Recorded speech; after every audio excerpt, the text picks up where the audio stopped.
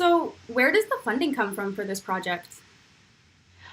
Basically, this project is supported by the Swiss government, like Swiss Development Organization for Coordination. It has a long name, but it's basically the Swiss government, and a little by the ILO. Not so much, but basically it's funded by the Swiss government.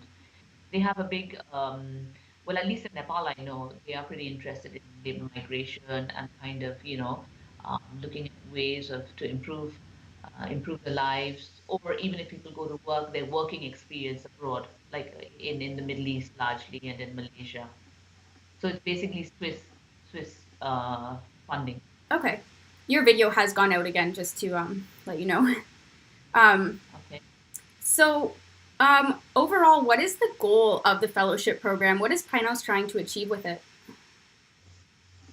PANOS basically, as an organization, works with media, and our major objective or goal is to raise discourse, public discourse on issues that we think are pertinent for the South Asian region, for the South Asian countries.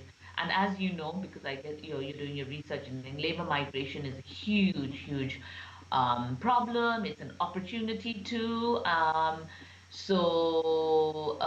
PANOS basically, but what I've seen or what we saw was that there was not much um, news or coverage of labor migration issues in the media, because I think for many South Asian for the South Asians, it was like it's been happening for many years, centuries, and for different reasons. Why different populations are traveling to different areas to work.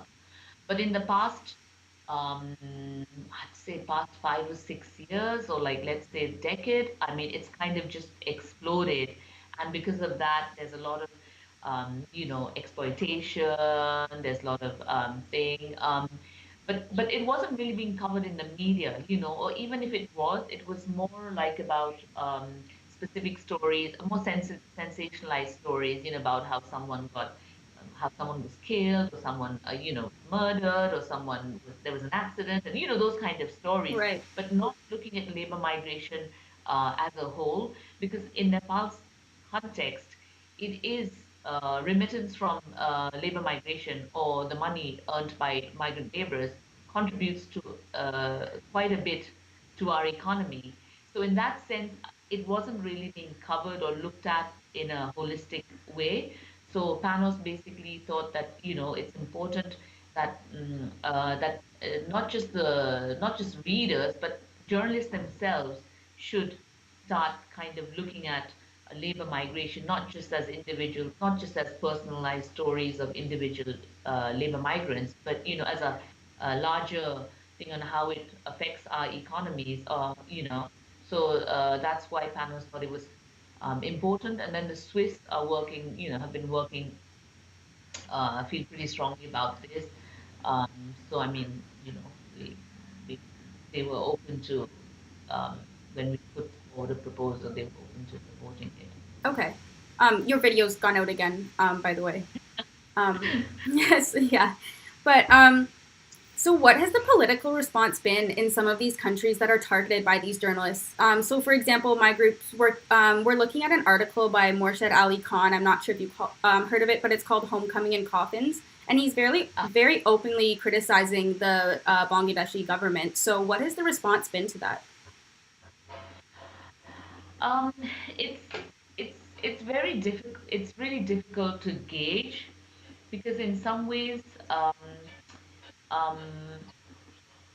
I mean, this is my personal view. I mean, it's very difficult to say. I mean, there is definitely more reporting on labor migration issues, whether it's on the personal, or what's happening in destination countries, or what's happening in sending countries, because in a way, it's like a huge industry too, and there are many players, including government, bureaucrats, manpower agencies, or who we call brokers. So it's like a huge industry. Um, so I think there is some response in terms of like the government coming out and speaking. Sorry, there's someone trying to Yeah, no contact me. worries. them a message. Uh,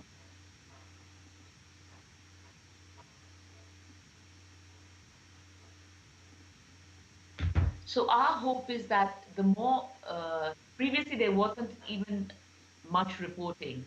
People were like, "Oh, it's just another labor migration issue," or someone saying all. But now we hope that with more and more sustained coverage, reporting, that governments will take notice, or policymakers will kind of sit up, or will be forced or compelled to take notice and do something. And apart from the coverage, it's also that these journalists also through the fellowship, are connected with activists, people working in global in human rights, in relation to labor migration. You have these international forums. The UN does something.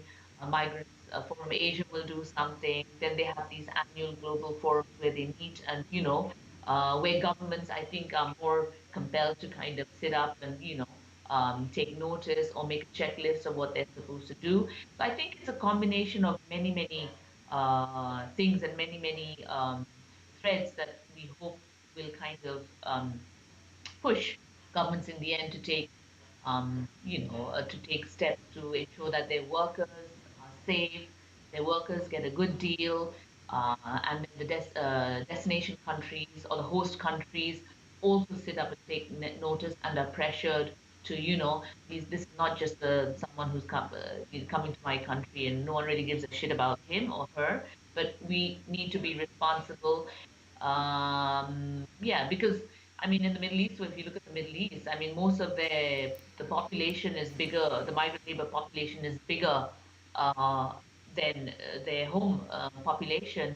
And one thing what PANOS South Asia is also trying to do through this fellowship is kind of like getting South Asia to lobby, Mm, as one unit in a sense. Otherwise, if you just kind of, our hope is that, of course, we have our own internal um, geopolitical issues. India has a different way of looking at things, and then Sri Lanka has a different way of looking at things. right. Nepal is a much smaller player, I guess, has a different way of looking at things. So at least we trying to get these countries, the South Asian countries, together to work on a common platform. It's challenging, but that is also one of our goals. And if not the country, they can work.